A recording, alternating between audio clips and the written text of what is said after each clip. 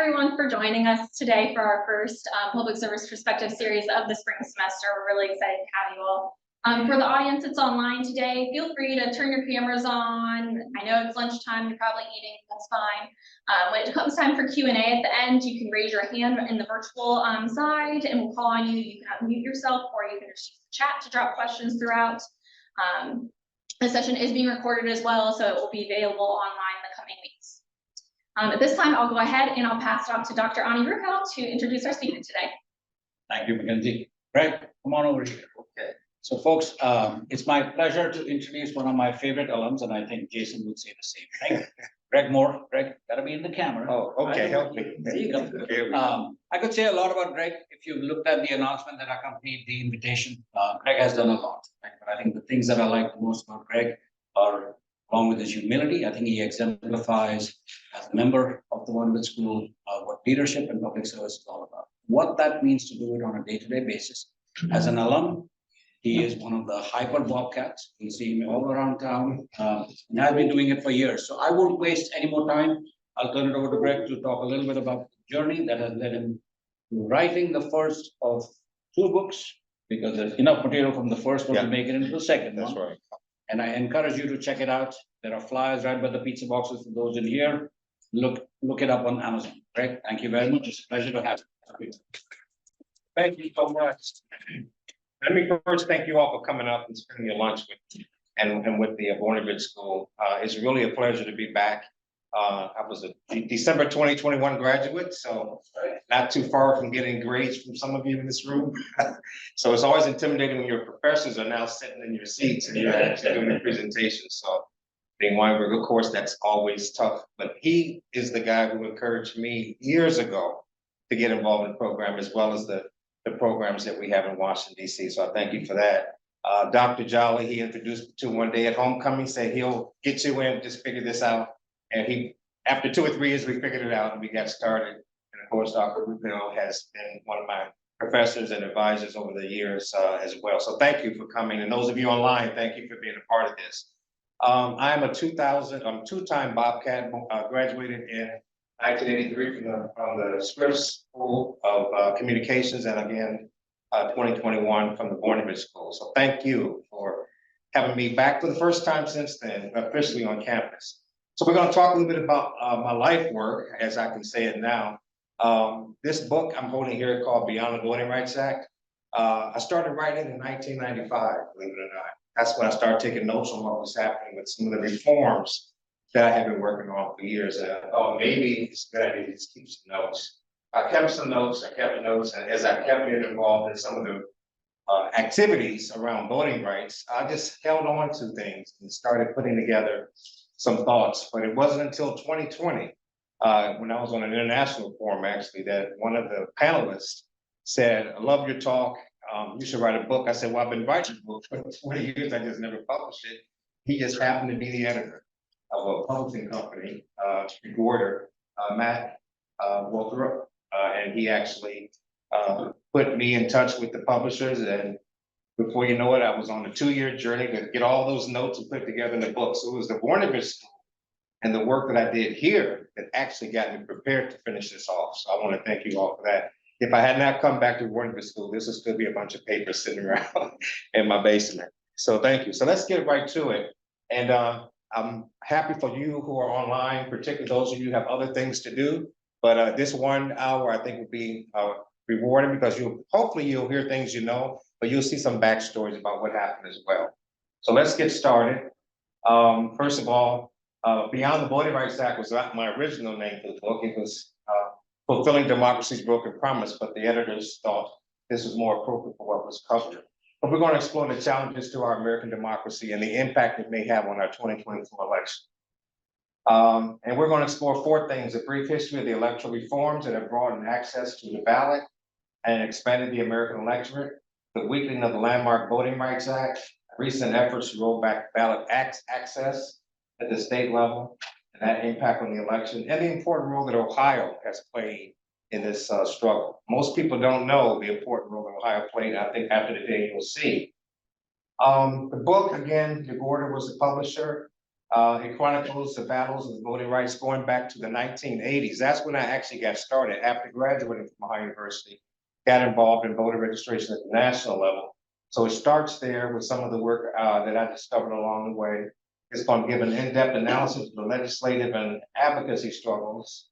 It traces the historic mobilizations from 2000, 2004, 2008, and it goes on. All the presidentials are historic, but some of the most groundbreaking things took place in those 3 years, and that's covered pretty heavily in the book around those 3 presidential elections.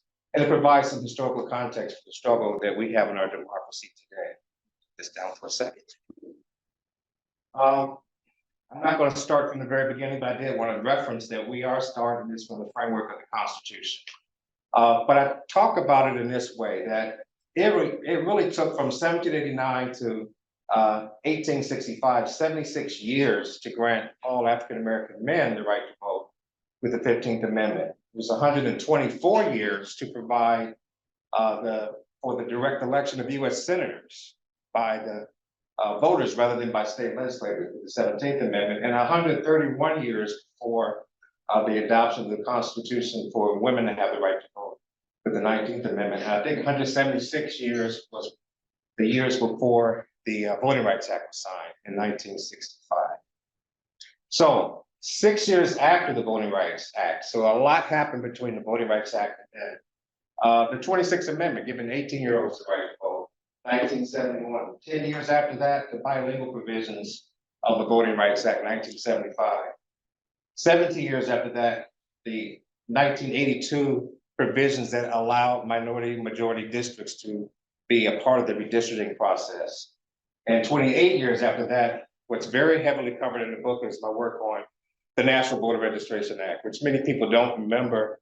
It's called Motor Voter for those who don't know, but it actually integrated our voting system into our driver's license system. And we did that because at the time when we were doing the bill, in the late 80s, early 90s, less than 60% of the people were registered, but over 90% of the people actually had driver's license. So the idea was to mix those two together, and actually it worked.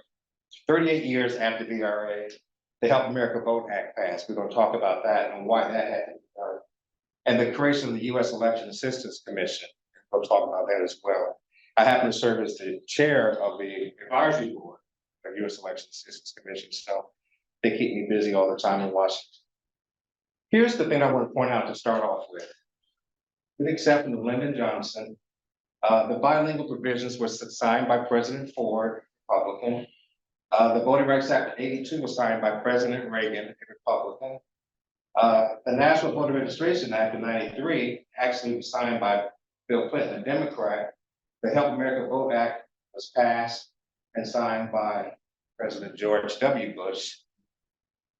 All of these were passed on a bipartisan basis. In fact, every single amendment to the Voting Rights Act was passed on a bipartisan basis and signed by the Republican president or the Democratic president.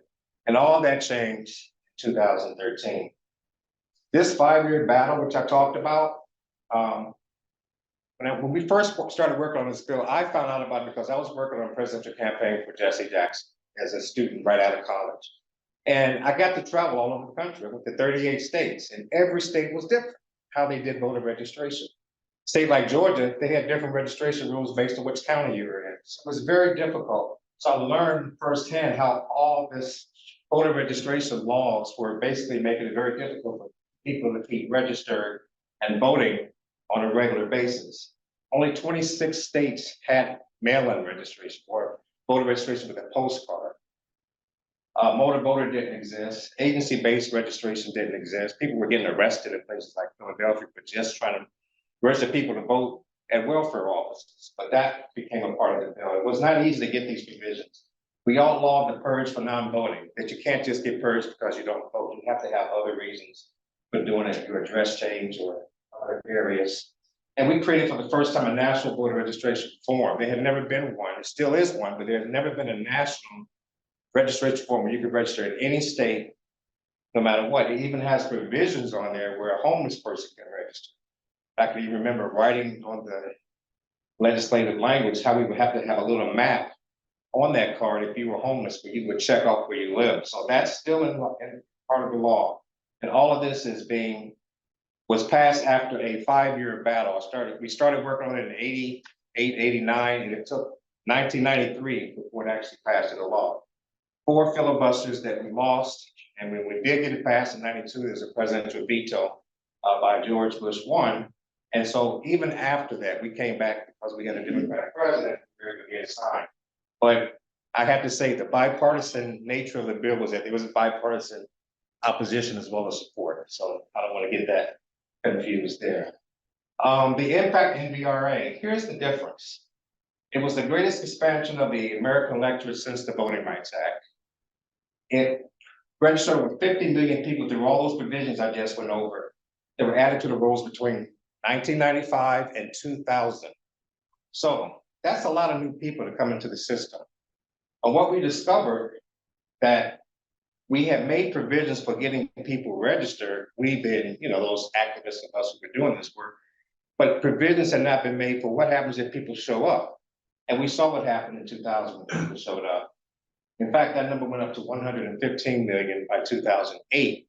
So it tells you there's a lot of expansion of the electorate taking place. So what happened in 2000? We all remember this. Some of us may be just saying it. There were long lines. There were machine breakdowns. I used to have something called a butterfly ballot where it could easily be manipulated because you can turn the wrong page and hit the wrong tab there, and you could be voting for somebody you don't even want to vote for, but they were antiquated voting mechanisms. Voter lists were complicated. Sometimes people were being accused of being ex-felons when they had never served a day in their life. Some people on these lists were just regular voters who were actually they were misinterpreted as being uneligible. A lot of students got registered in these massive voter registration drives at Florida State and FAMU, but they didn't get registered because so many people were registering, they didn't get processed in time for the ballot to be started to be cast. So people thought they were registered, they got there, stayed in a long line, found out they weren't registered. And of course, I won't take too much time, but I will say this. People soon forget, we had these machines that were akin to the 3-hole punchers down there. And they hanging chad. That's right, the hanging chad. So if they filled up, it was hard for that chad to break through. There were tens of thousands of votes that weren't counted because of that one little problem with a number of machines all over the state. It led to the Bush v. Gore's decision, which all of you know about. They basically sided with the Bush administration. Our position was count all the votes, and I think their position was stop counting the votes because we basically have already called the election. So on the day the Supreme Court stopped the election, the results had changed.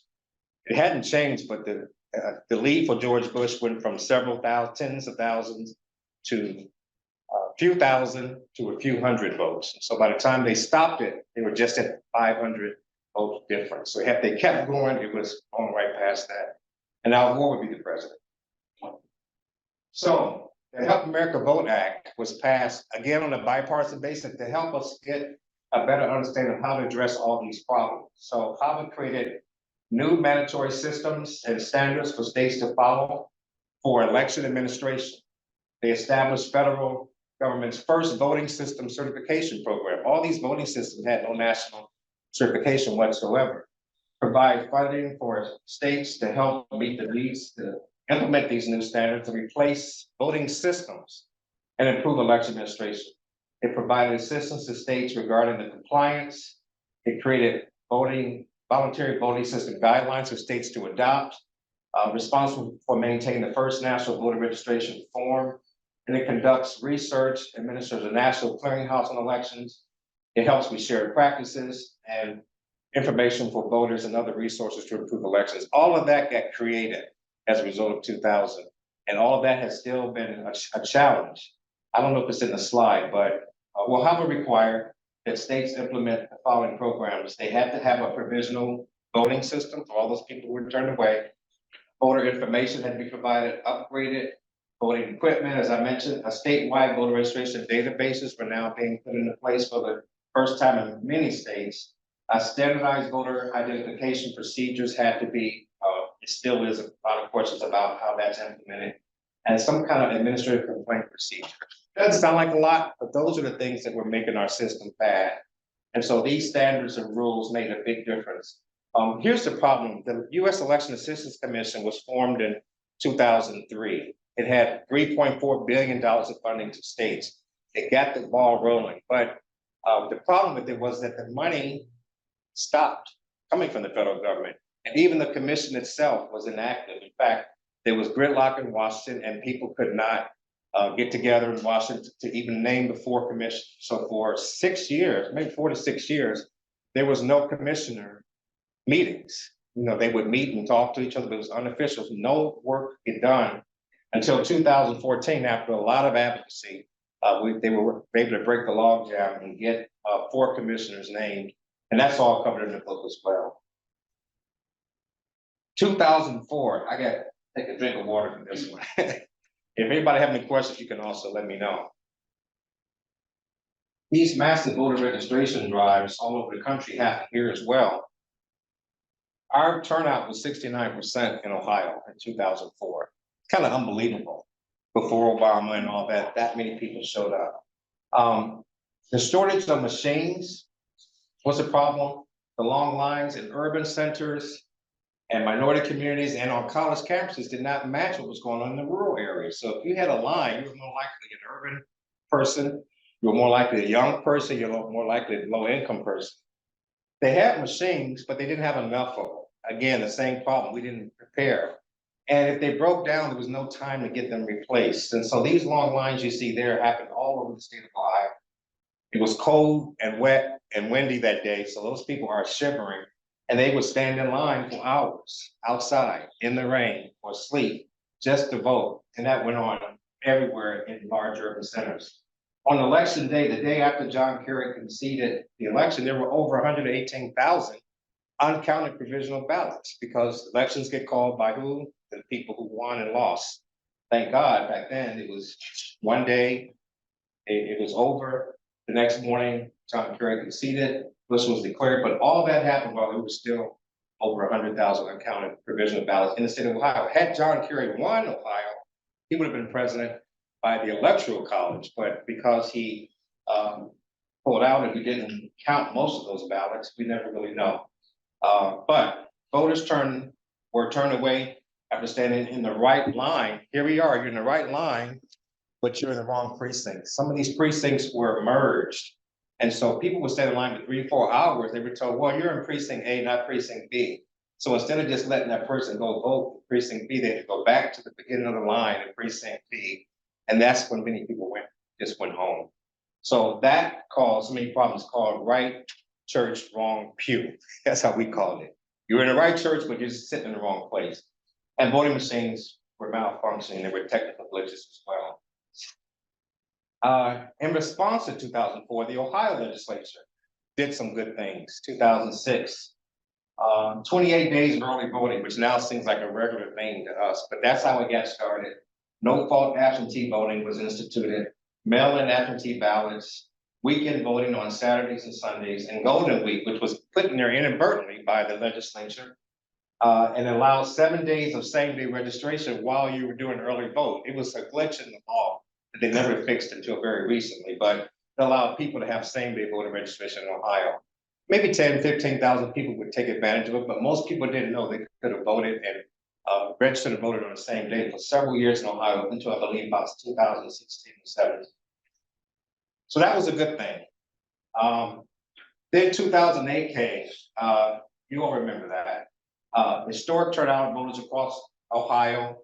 Ohio was the state that put Barack Obama over the top with 270 electoral votes. The election of the first African-American president in history, which is why I put this in here. And it was the aftermath of not just the election, but the re-election of President Obama that we start to see the acceleration of voter suppression across the US. I think that picture is taken from Cleveland. I was in that room somewhere. I don't know, I was one of those people jumping around. All right, 2013. This is when everything changed. And those of you who are experiencing this, working on this, know exactly what I'm talking about. The Voting Rights Act covered states no longer need to get free clearance. Doesn't sound like a big deal, but when you don't have to submit your findings or your changes to your registration to the courts or to the Justice Department, you can do whatever you want on voting changes without having to be stopped before they became law. So that was the problem.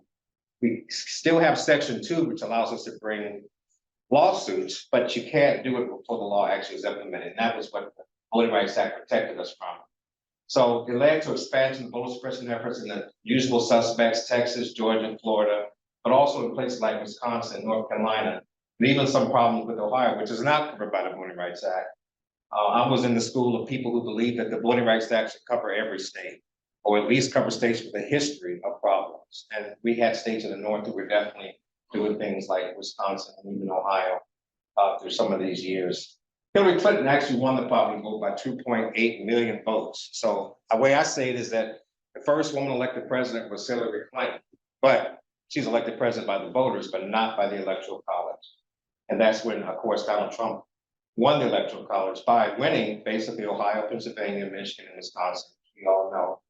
2016 was only the third election where a person who lost the popular vote was seated as president, 1896, 2000, and 2016. So we've had three of these now. And God forbid we have a fourth, but that was basically what caused so much of the turmoil that we've seen. States with new photo ID and voter suppression laws begin to feel the effects of these new restrictions. And 2018, I guess you can't see it there, but it says the discovery of the Russian interference in the 2016 election led to Congress finally, after so many years, releasing $380 million of support to the states. So this long battle to just get the agency back up, get Congress to realize we needed help in the states, finally broke through in 16.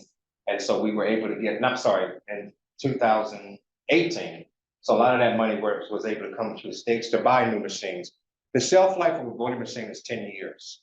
It's like an elevator. It's going to break down. You have to always keep it repaired. If you don't do that, it's going to start breaking down. And so without that EAC in existence and certifying and setting standards for machines, we were in trouble. The 2020 election, of course, COVID came, you all know about this. The pandemic had the effect on election administration. It renewed calls for additional funding. Congress was in gridlock. They failed to fund the hundreds of millions of dollars that voting, that boards of election were saying they needed to get their systems ready and to secure it from some of the problems they had with cybersecurity issues. Big tech companies like Facebook, Google, and others helped provide over $400 million. This is what I was thinking about Dr. Jolly and the public-private partnerships. It's not exactly public-private, but people came to the rescue of some of these states and provided things like, what do we call it? The COVID things that we use, the mask, PPEs, there we go, thank you, I forget the term, and sanitizer and all those things, and also security methods. But that helped a lot to get states through this. Vice President Joe Biden defeats Trump 2021 refusal, January 6th insurrection, and you know the rest of the story. I will see what that says on there, but I think it talks about, well, you know what happens after that. So again, the Ohio legislature, like a lot of other legislatures, had stringent photo ID requirements. They tried to roll back early voting and no-fault absentee ballots, tougher standards for voter registration drives, extreme partisan gerrymandering, which we talked about this going offline, and then Congress withholding election administration funds to keep election systems up. All those were problems of the issues of the expansion of voter suppression, because they all have their own ways of stringent ID can take a lot of the minority votes down, rolling back early voting, where a lot of people vote, could be problematic. And then these restrictions on gerrymandering is a whole topic by itself when we get into it. But it was part of what our voting rights committee says is extreme voter suppression. This era, I believe, began in 2011. The reason I say 2011 was because this issue right here, in 2011, there was a bill called HB 194. Secretary of State, former Secretary of State Jennifer Bruner called me up one day in Washington and said, "Can you come back home and help us with this repeal of this law?" I'd heard about it, but when I came back, she actually convinced me to run the campaign. So we started collecting signatures to roll back that bill. Thankfully, the Obama campaign was around and about and trying to run for election, so they helped us with signature collection, all volunteer efforts. It was great. But it was going to get rid of early vote, absentee ballot, voting during the weekend. So it wasn't us, but it was the Ohio legislature themselves that said, no, that's okay, we won't do this. And they repealed their own law. After voters had just passed an amendment, ballot measure that same year to stop collective bargaining. It was such a massive mobilization. I think they feared that if they put this on, if they put this on a ballot, it would lose and they would repeal their law. So they took it back. And to me, people say, oh, we lost that battle because we didn't get a chance to vote on it. I say we won that battle because the legislature pulled back. That's an important distinction, that the right of referendum can do more than just vote things in. It also stops things from happening that are bad. Voter purges have been happening in disproportionate numbers, low income and minority communities. That's tied to so many people move so often, and most people who move are young, low income, and people of color. And so if that's where the purges are happening, that's going to be the preponderance of people who are being purged, particularly in urban areas. Strict photo ID is now in place in Ohio. You have to have a hard photo ID. We fought that for years and finally succumbed to it. We're going to find ways around it. We've been doing that. Groups like Vote Riders that help people get their IDs. The 2021 and 2020, 2011 and 2021 were hyper partisan gerrymandering, not just in Ohio, but all over the country. The ones in Ohio, I just want to say this much. We were a part of two initiatives, one in 2015 and one in 2018, that reformed the way we did redistricting in Ohio, both at the legislative level and at the congressional level. And both these things were passed by over 60% of the voters. I think I have it in another slide. And then you all remember this, that just happened in the 2023 August election for the referendum that would have rolled back the right of referendum in Ohio. It would have made it now possible that you would have to get 60% of the vote to pass it rather than 50. The voters of Ohio spoke, and that was defeated soundly in August. So this law, this era that we're in now has been going on. So we are really right in the middle of this fascinating period of time. This crowd here is very recent. That was when we were doing the marches up at the state capitol recently. This was the great things that happened. I mentioned already: early voting, golden week, no fault absentee, direct mailing of absentee ballots. And then these are the two initiatives I think I mentioned. That these were all parts of movements that were helping to keep voters in a position where they choose their representatives and not the politicians choosing their representatives. Those rallies made a difference, I believe, and that's why we believe that when the voters approved those measures, no matter what county you were in, we were getting votes in support of every county, rural, red and blue counties. And so there's strong support in the state for redistricting reform. There is another measure that's going to take place this year now for a complete citizens redistricting commission. I was asked to serve as co-chair of the commission this year. I'm sorry, 2021. It went on for 2 years. I keep saying this year, but it was an effort to actually get citizens to do hearings across the state, since the Ohio Redistricting Commission had not done that. So we did those along with Kathleen Clyde and others. We were able to testify to the legislature several times and attend all the regional hearings that they eventually held.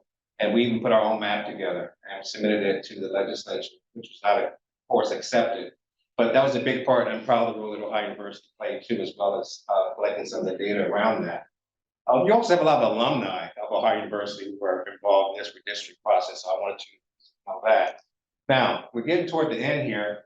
That's a picture of a march they had just back in, that must have been the winter time because it was cold. Yeah, we were trying to stop the issue from being placed on the ballot, issue 1 in August, but that fight had gone on for almost a year. Those were voters who had come and showed up at the Capitol to stop that HJR1, I guess, from passing. But today's movement, Voting Rights Amendment Act, the John Lewis Voting Rights Amendment Act, we're still trying to get that passed. For the People Act, which gets rid of money in politics and restores ethics in government, we're still trying to get that passed. There's a nationwide push for automatic voter registration so that you can register to vote automatically if you, get in and interacts with any public agency. Will allow you to register automatically, and then you can opt out if you want. And then there's a push for a 28th Amendment that repeals the Citizens United decision around money in politics. That's still going strong among people who do work in money in politics. And of course, the right to a constitutional amendment is something that we're trying to push here in Ohio to get our own Voting Rights Act with guarantees for the right to vote and some of the protections that we've been talking about all over the country. This was my original last slide in the presentation, but I think I added this one about 12 o'clock last night, which is basically saying, this is how we want it to end. We want it to end with people voting, with people having unfettered access to the ballot, with there not being long lines, with there not being questions about if you can register or not, what do you need to get there? Even though people had to wear masks, they did vote in 2020, and we're going to do it again. But people who want change know that that's how we want this to end. I love marching, but I'd rather just vote. And I hope that's what we're all in favor of doing, so we can have one democracy with one set of rules that we can all enjoy. I'll stop there. Thank you. Thank you, Greg. Virtually or in person questions? I have a question. So I just saw a blurb the other night briefly on TV, and it was about the students turning 18 and voting in the primary, not being able to vote in the primary. I'm not sure how it went because I just caught the tail end of it, but basically that there are a lot of students that turning 18 and can't vote. Maybe it's they can't vote in the primary, Yeah, but then vote in the November election. I didn't know if that's something you were following too. And Well, no, you always have the right to vote in the general election, as long as you're 18 by election day. So if you're 17, that happened to me. I was 17 when I first voted because I was not going to be 18 until November. So yeah, any student, any young person who is 17 before 18 by election day can vote in the primaries. That should be the case for everybody. I think the story was that it wasn't evenly done like that across the whole United States. Yeah. And that they were losing, it was a blurb about, I think that they were voting for things that they didn't get to vote for in the primary Yeah. to be able to then vote in the general election, and just that they weren't represented in both pieces. Yeah, that's the uniformity is one of the biggest problems in our country because we haven't had states always doing the right thing. That's why that Voting Rights Act is such an important part of this story. Because if you don't have national standards, or if you can, I don't know, I hate to say that if you just let states do whatever they want, some states are bad actors and done bad things. This is one of those things that should be a no-brainer, but people do try to find ways to validate vote. So that's what we're trying to get away from and have more uniform around. I think Dean Clark has, I know. Whoever Say was. Dean on the. Oh, I'm sorry. Hey, Greg, thanks for the presentation. Very informative, and it was sort of like a walk down memory lane in some ways, thinking about recent history. I have two quick questions. First of all, obviously the ability to change depends so much on mobilization and education, not just of young people, but really of all people. And I'm wondering if you have a few strategies that you've seen at a state or local level, which have been particularly impactful as you've done your work over the years. And then number two, are there any specific things that a school like the Voinovich School might be able to do to help educate and mobilize people about the importance of this topic? Thanks. First of all, thank you, Dean, for taking your time and being with us today. I appreciate that. The work that's been done around, I think, election day registration is one of the most important tools I think we can use. If you look at the numbers of states that have election day registration, it's far superior to other states where there's no such right. So I'm talking about the Minnesotas, Wisconsins, and certain other states. I think Montana doesn't have any voter registration. You'll always see those numbers in the 60s and 70 percentiles. But when the voter registration system gets involved, and when people are being taken on and off the list, that's when it becomes a problem. And I used to always use this analogy. If I had a bucket of water and I walked from the back of that room and around here, and with the hole in it, that bucket would be empty by the time I got to the other side, because all the water would come out. But if you have a small hole, then it would be slower leak. It'll be a slower leak, but you will still never have full participation. And that's how our election system is set up, that people can't stay on the list. So same-day registration could solve some of that. Second question, I think I have a question in the chat. see the second question I didn't get to. You're okay. It was Oh, about the role of schools like the Voinovich School and Oh. if there are specific things that, we could be doing. Well, I think research is important. I can't stress the importance of it enough. For instance, I'm trying to do some studies around the census and voter turnout. The census, as you know, was based on, redistricting is based on the census, and we've had low undercounts for years. So we've also had this issue in Ohio, and particularly in Cleveland, where the numbers are going down. The numbers go down on turnout, even with all these new reforms that we have. And I think that's because those low urban centers who also were undercounted are also under registered and underperforming. So there'll be places where we'll have 69% of the student people turn out, but you'll have precincts in Cleveland with 8, 9, 10, 15%, because that's how bad it is. So we have to do something more on researching the connections between the census, the low turnout, and then the turnout of the people who, as they fill out their census form. And we're almost at mid-year, so hopefully as we get to 2030, some of this research can be done around that. But schools like the Voinovich School can really play a big role, and just helping with the basic needs of nonprofits like myself, as well as community foundations who are doing some of this work, give us a little bit of academic support for some of the work that we really need to be doing. So thank you for that question. We got one in the chat and then we'll kick it over to you and then Kate. Stephanie Howe asked in the chat, how or what can individuals do to help move communities toward better engagement in the voting process? What are specific action steps? Well, I think voter education, thank you for the question, by the way. But voter education is a big part. A lot of people don't know who's on the ballot. They know who's running for president. They know who's running for the Senate, but there's so many judicial races around the state house and the state senate, and then these very small positions, municipal judges. I mean, you name it. They're really small on the ballot. You have to go way down, but that would be keeping an ongoing voter education, I believe, is the most important thing. And second is that if we had a way to keep our people on the books, cleaning lists is left to vendors and boards of elections, but really we need more focus on how to keep a person registered, because we're losing people at that bucket that I talked about that goes around the room. That's how we're losing our turnout. So those two things, voter education, and then keeping the laws we have. It would help also if we stop changing the law every year. I mean, every year it changes and changes because there are people trying to fix problems that don't really exist. And that's what I think, if we had standard rules, when you vote, when you don't vote, when you get your ballot, when you don't ballot, we just kept those rules in place for a few years. That would help us a lot. We can change the rules and make it better, but let's not make it harder to vote. All right. Yes. Thank you for your presentation. I know that at the last slide, you were showing some of the initiatives that are being worked on. The first two, one of them was what do I say? Yes, John. Yes. And then the other one, For the people.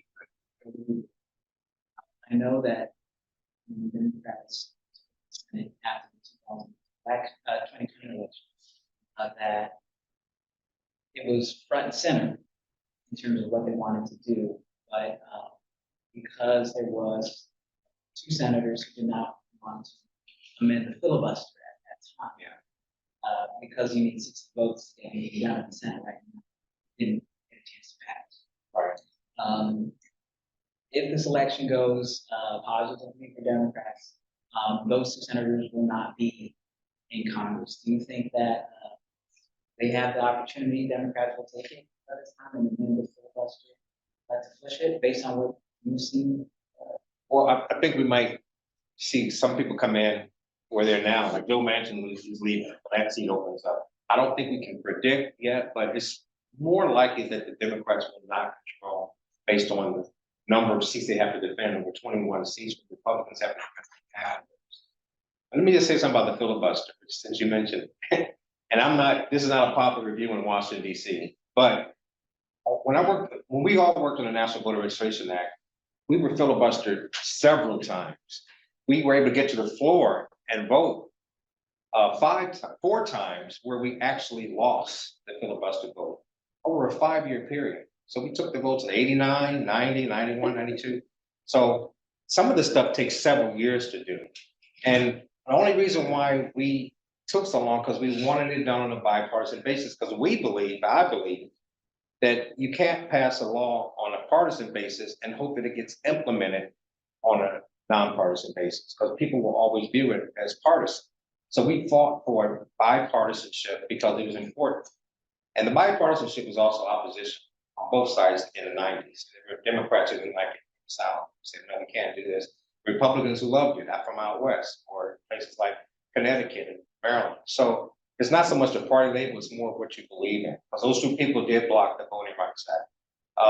I was there in 2006 when we passed it, 99-0, I think. And most of those people were against the Voting Rights Act, but they still voted for it because it was the right thing to do.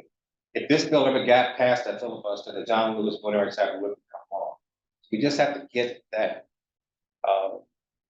mode back where it's bipartisan. But if it's done on a partisan basis, it'll never pass. That's just my prediction. It's not a popular group, but I believe that we need to keep finding Republicans and Democrats who want to get the problem fixed, not just make it an issue for the next election. And that's really important. Could you repeat that question? A lot of folks in the chat weren't able to hear you since the mic was a little distance away. The question was about whether if Democrats took or kept the Senate in 2024, whether they would be able to or would be willing to forego the filibuster, give it a Right, whether or not we would have enough votes to actually get it passed this go around. And let me just say, it's still time to get it passed. I haven't given up on it at all. We just need people to make it a priority.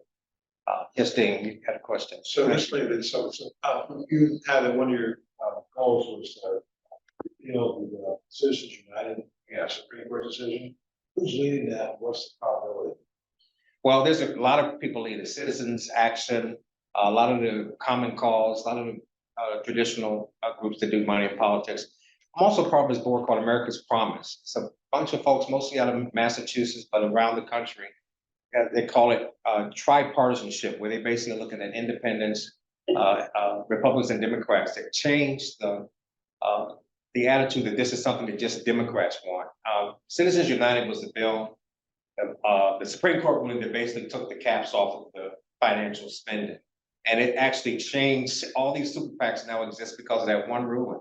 So when you had the Voting Rights Act eviscerated in 2013, and then the Citizens United decision, you put those 2 things together, it's toxic. And so we believe that the 28th Amendment, we don't have a 28th Amendment yet. We haven't had one since 1971. But we believe that getting money out of politics, I'm saying generally, people in the voting rights community, getting money out of politics would be a big way to change some of the problems that we're having right now. And we think there's time still to get that passed, but it's a constitutional amendment, which takes a lot more time than just passing a statute. But we shouldn't stop trying, or for the ERA or any other things. It's a constitutional amendment. We kind of ran out of gas, Dean, on passing constitutional amendments, but I think we should try. Damon on the call has a question. Yes. Hi, Greg. Thank you so much for your work in this important area, both fighting for these rights and also documenting the work that's being done in that area. You mentioned in your presentation the long lines that we tend to see in urban areas that are very different from what is seen in rural and suburban areas. And I was just hoping that you could talk a little bit about how the decisions are made about how to allocate voting stations across the state, and if there is any effort to try to do a better job of ensuring those are fairly distributed. All right, that's a very good question. Okay, thank you for that. Thank you. There's a drought of money. There was a drought of money actually from the federal government to not actually help states out. So if you are a county board of election, if you need voting machines, you got to go to your county government. County government doesn't really have a lot of money for that. the state wasn't putting a lot of money in. So the federal government had money that was just sitting there, but not going to the states. That's why we fought so hard to get that $380 million released. The allocation decisions are made by small local bipartisan boards of elections. And it's all based on projections of turnout. So if you project that there's going to be a 40% turnout, you'll only have enough machines to have 40% turnout. If the turnout goes way up, you're going to have lines, you're going to have a misallocation. I was in Detroit in 2000, and we did this massive voter registration turnout. We had 3 knocks at the door, 3 phone calls, 3 pieces of mail. So people just showed up in Detroit, and there were lines all out the door. And I was so happy about it, but then I said, when I got out my car and started talking to the people in line, they were very angry because they got 3 calls and 3 pieces of mail. And here you have us standing in line, and a guy told me, I'll never forget, he says, you guys did a good job of getting us out here, but you did a terrible job of fixing this problem. And he was pointing to the lines. That's because when he got to the end of the line, there were 6 machines working instead of 12. And if that happens in downtown Detroit, guess what happens? You got lines going all the way around the building and up and down the stairs.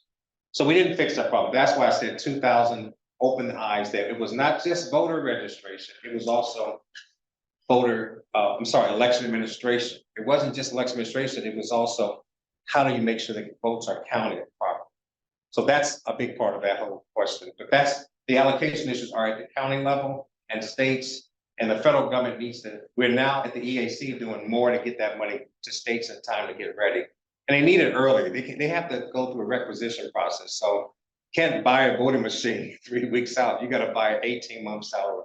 It has to be tested and certified, and it has to be renewed every 8 to 10 years. That's a great question about what we should do. Yes. We're all familiar with the images of line. So we're familiar with the images of those long lines, and I'm wondering about the overall maybe it's less visible because it's just lack of access to transportation to get there, or lack of appropriately spaced voting stations. What are the barriers that are unique to rural areas Certainly the long lines. in terms of access? Yeah, it's a smaller population to serve. So we did in 2016, we had some people go out to some of the southern Ohio counties to see where their lines. There weren't lines anywhere we could see.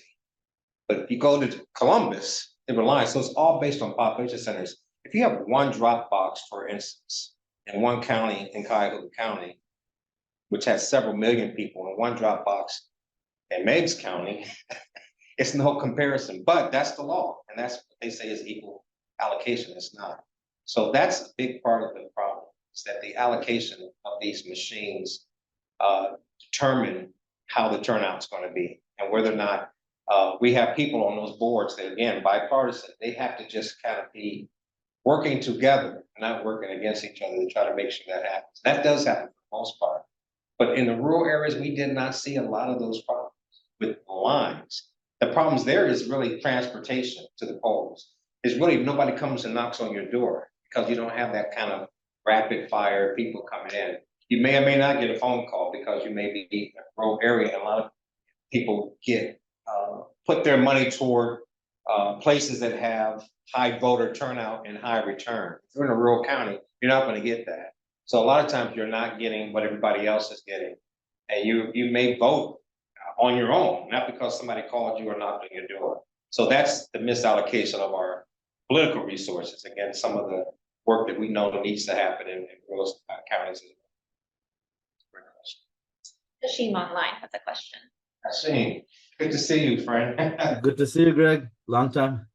Yes. So I have a question that I recently faced few citizens. So I moved to Columbus and I live in Dublin, Ohio. There's a big Islamic community here and people who are new citizens now. And I'd also checked some data that almost 900,000 American residents become citizens every year. But there's no information about their rights to vote and who are they going to vote.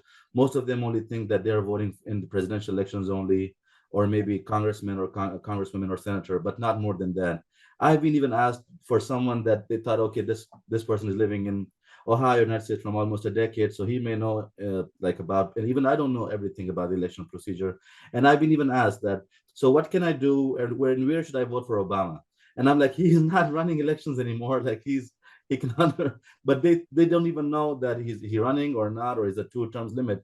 And I'm wondering, especially for new citizens or immigrants who are coming who have not attended maybe some classes about that in school or like college, and socially also, what is how do you think this problem can be tackled, that especially the new citizens, they know what's their right and how to deal with elections, and how crucial that can be, and not only for the major elections but even on local and county level. Like for example, I'm living in Dublin city, but my school district is Columbus, and my nephew and nieces have to go to Columbus City School, which is very far. And I know now I have to go to the city school to kind of a campaign that, okay, this area should be also part of the Dublin School City District. And it's all because of election of Board of Education and everything. What is your thought about that? Well, Thank no, you. first, it's an excellent question, and thank you for that. And Hashim's talking about the people who've gone through this long process of getting citizenship. And there's ceremonies usually where that happens. That's the best place for it to happen, is right there at the citizenship level. That's something I hope the INS or government agencies can actually do themselves, because that's about citizenship. That's where it works. Once that ceremony is over, it becomes a lot harder to do. But I think it has to be done there, and then the voter education has to come with it. We can't control what candidates send to which people, but we can control the fact that there has to be an even flow of nonpartisan information. So League of Women Voters and other organizations that are nonpartisan need to really prioritize our newest citizens, because they're the ones who just came through a long process to get to the citizenship. But that voter registration card means as much to them as anybody. We say this also around high school graduation. It's the best time to get students. Once they're gone, they're gone. You can catch them in college, of course, but if you can get them where there's a ceremony, like a graduation or an induction ceremony, that's a good place. But churches are a good place. Also, community centers. You have a lot of organizations that service the different communities. They could take on that battle of actually getting their citizens registered as much as possible. But it really means giving them also information. That means a piece of mail or something that gets them involved with the issues and knowing who the candidates are. Because it's not just president, it's so many other things that people are not taking advantage of. And the immigration reform and the kind of things that we're trying to get past this country are important for the people who've just been through this process. So that's an important thing for us to keep in mind. But thank you for that question, and hopefully we can do more in that area. Thank you. Thank you. This process. I got a question. Yes. Where are we in other countries in terms of being able to vote by phone? I imagine that some point in the near future, it's going to be a reality. You can do everything else with your phone. You can bank, you can shop, you can be entertained, work. So are we any close to mobile vote? I'm sure the technology is there for it. I think there's a lot of opposition. People believe that we should not be voting online, or we should not put our voting system in a place where it can be hacked or vulnerable to interference. I think that's what the issue is. So voting by phone, you can actually register to vote on your phone, but actually getting a ballot on your phone and sending it back up, I think we still have some work to do with the technology around that. But there's a lot of opposition from people on both the left and the right against that, because we just don't have the cybersecurity issues worked out yet. But I think that day is coming. I don't think it's far away. And I think we just have to have security systems. That's why agencies like the Election Assistance Commission are important, because they are the ones that would be looking at those type of standards and deciding, is this something that passes the standards? For instance, people are opposed, the EAC and others are opposed to having any voting system connected to the internet whatsoever. So those things have to be separate, because if you tie the internet into that counting of the ballots, then that's where you're vulnerable. And so that phone is vulnerable. And it's just a part of the mechanics of voting that we still are working out. This is like an endless story. It'll keep going. But as long as young people and people not so young are using these devices, at some point, I think the demand is going to push us in that direction. I just say, because the FEC has no problem with SEC with my trading using my phone. That's Yeah. secure. My money is secure. My vote is, so it's always. Your money's secure, but not your vote. That's a very good point. Yeah, a lot of people are betting last week on that thing too. So you can bet on your phone now as well. I think we have time for one more question if anyone in the room or online has another question. What's the next thing you're gonna work? Well, I said, let me get past this election and I'll figure it out. No, I'm actually working on a few things. One is, we got a program in Cleveland where I'm working with this Healthy Democracy program and try to figure out how we can better use our health systems to get people registered. There are people doing voter registration in juvenile detention centers where those young people are eligible, but they're not necessarily registered. I know Group Nova and Northern Ohio, Virginia Advocates is working on that. We still got to get these laws passed.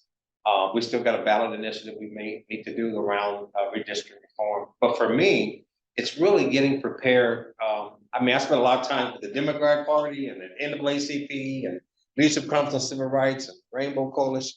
So I went through this 30+ year period of working for big institutions. So the Promise of Democracy Foundation, I think that was my last slide. I didn't show that one. Can I put it back on here? That's my thank you slide. But anyway, the Promise of Democracy Foundation. This is the last.